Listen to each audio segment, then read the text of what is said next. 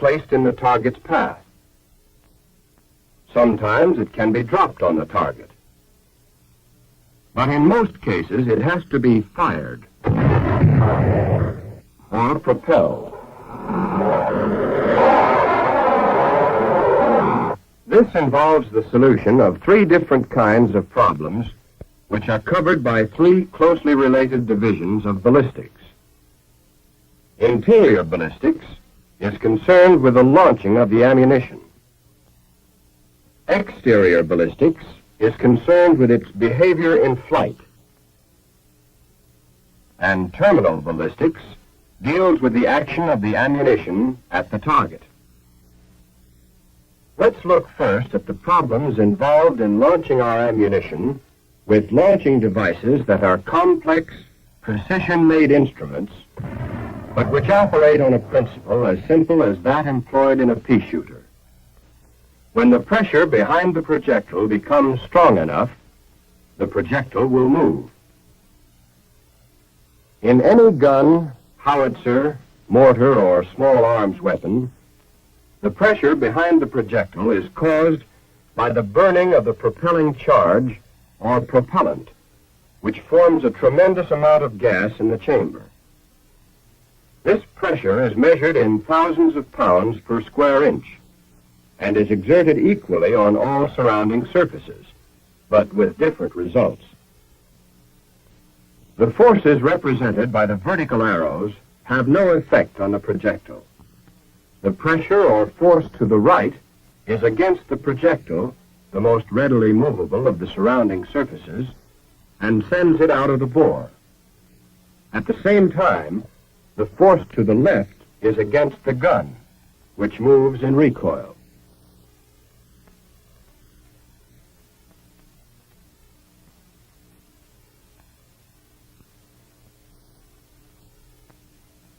By making a few changes in our simplified gun, we can see what happens when we launch a rocket. In effect, the lightweight rocket replaces the gun, and the lightweight gas replaces the projectile. The pressure inside, being equal in all directions, forces the gas out of the chamber at an extremely high velocity. At the same time, the pressure exerts an equal force to the left to propel the rocket.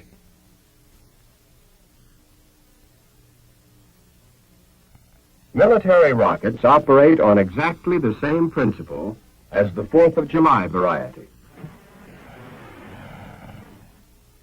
The bazooka also uses the rocket principle, while the recoilless rifle is a combination gun and rocket.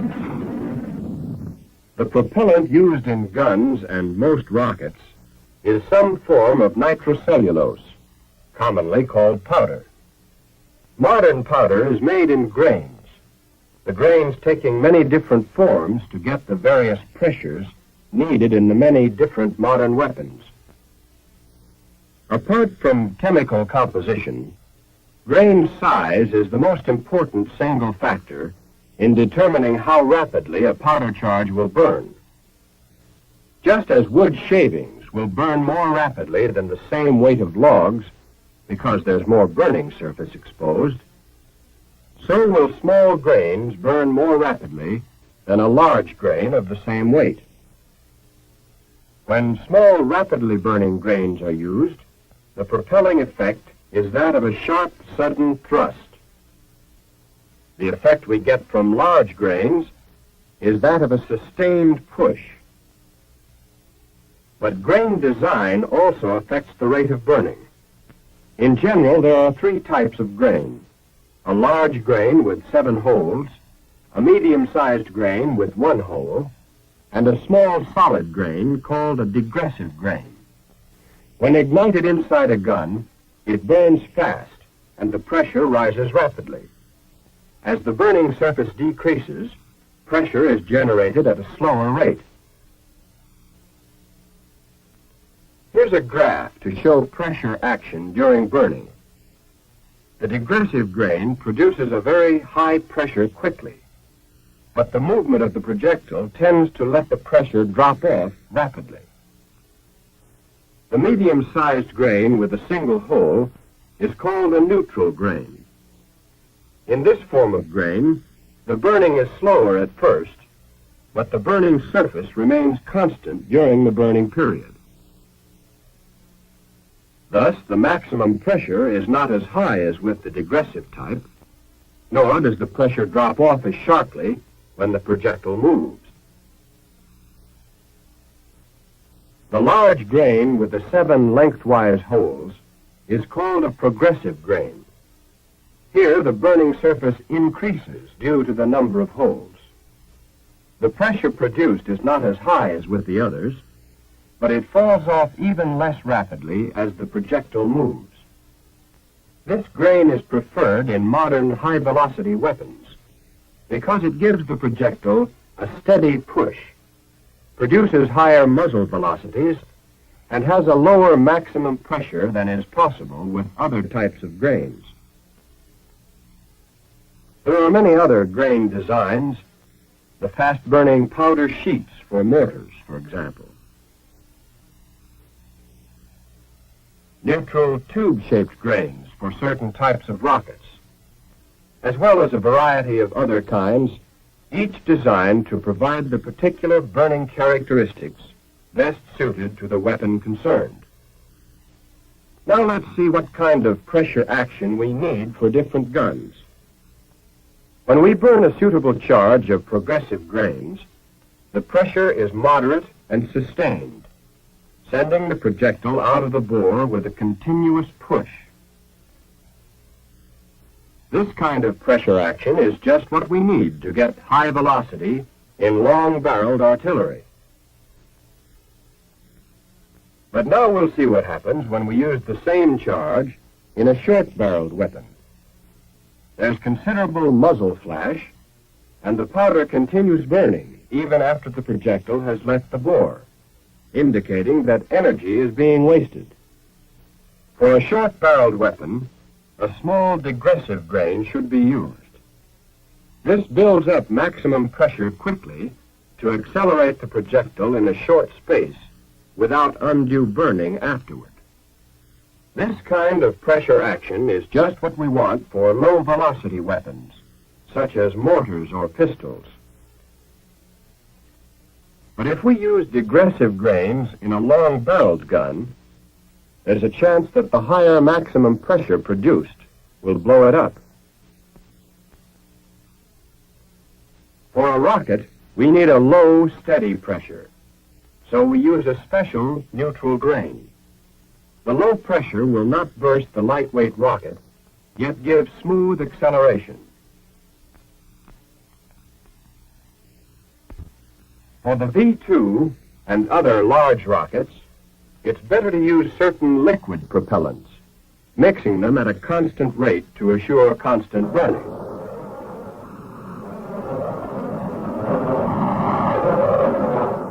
In all cases, the propellant must suit a particular tactical purpose. That means providing the desired velocity with a minimum of smoke, flash, and wear on the weapon.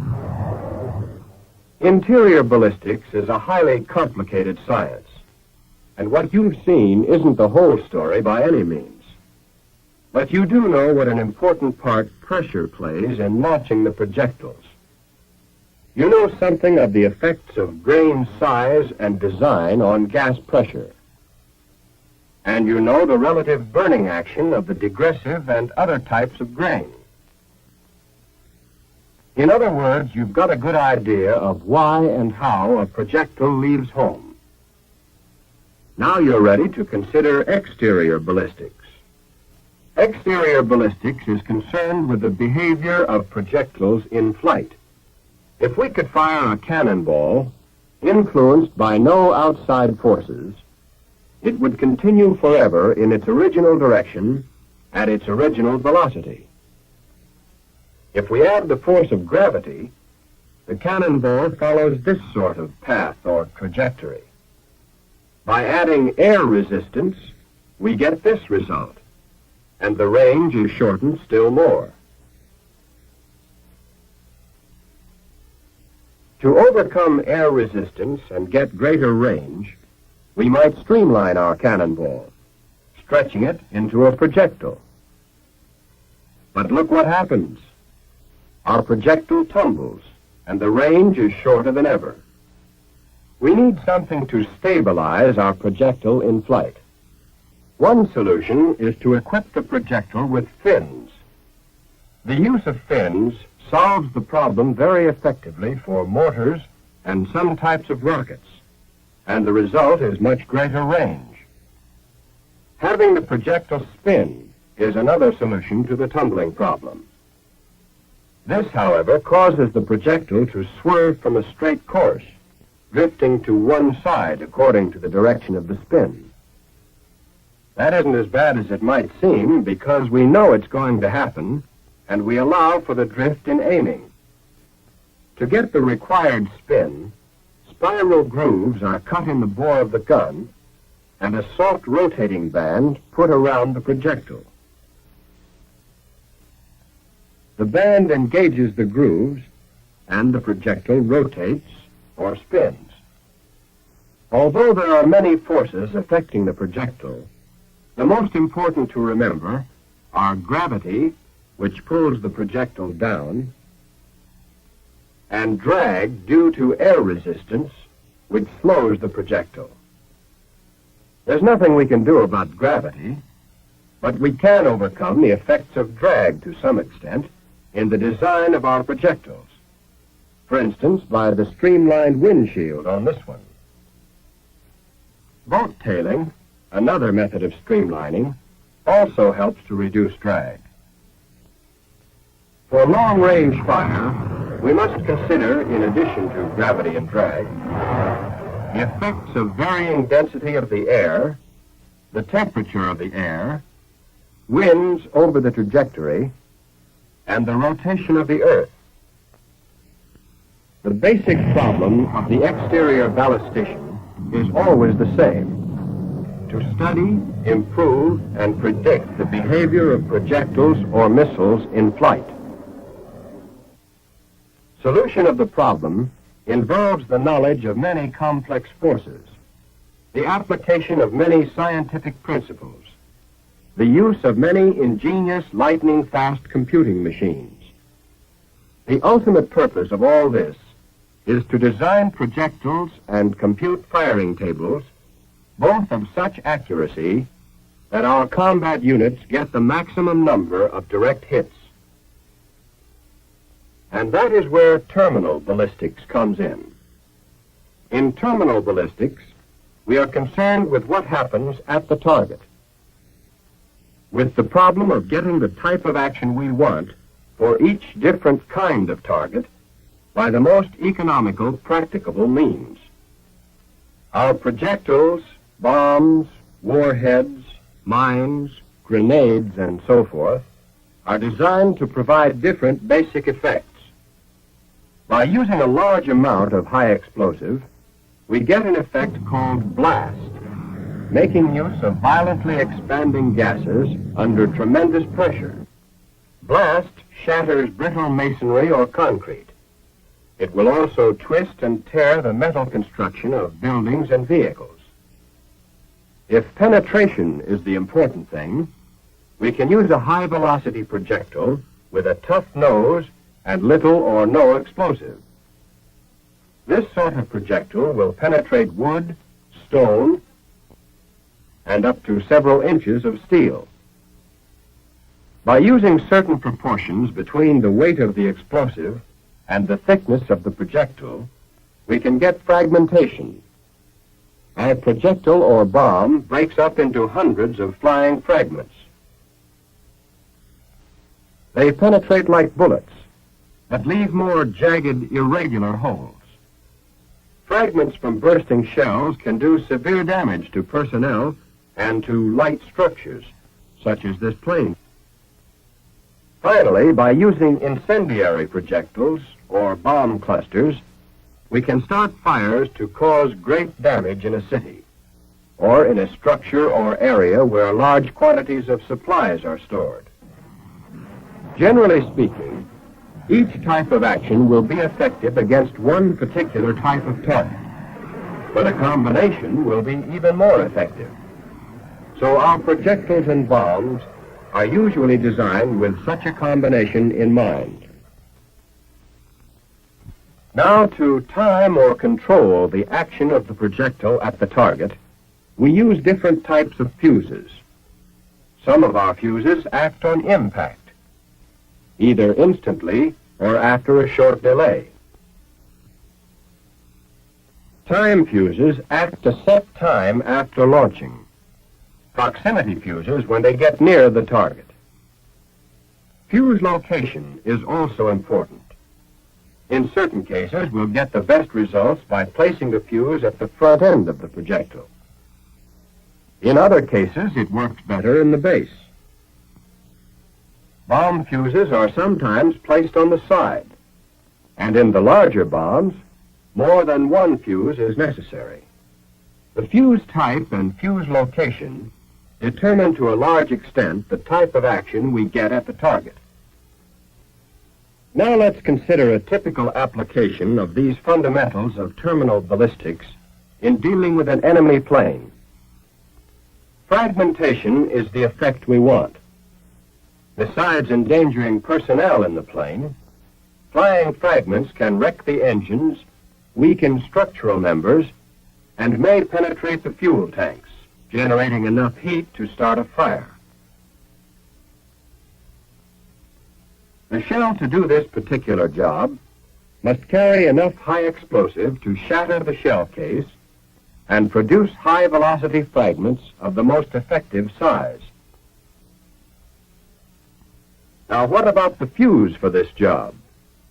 We might use a time fuse, but our best bet will be a fuse of the proximity type, one that will go off automatically when it's near the target.